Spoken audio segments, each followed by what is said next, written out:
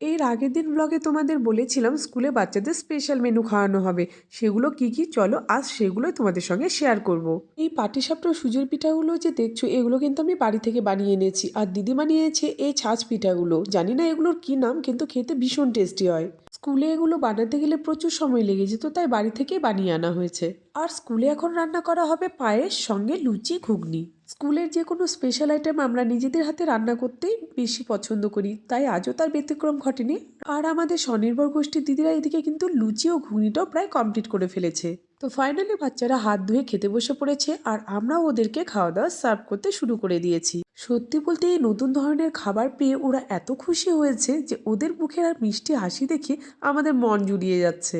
পিঠাপুলি খাওয়া শেষ হতে আমরা ওদের দিয়ে দিলাম লুচি আর ঘুগনি, আর শেষ পাতে ছিল পায়েস। বাচ্চারা এদিকে স্পেশাল মেনুগুলো উপভোগ করুক, আর তোমরাও আমার চ্যানেলটিকে সাবস্ক্রাইব করে ভিডিওটিতে লাইক করে দাও। Bye bye.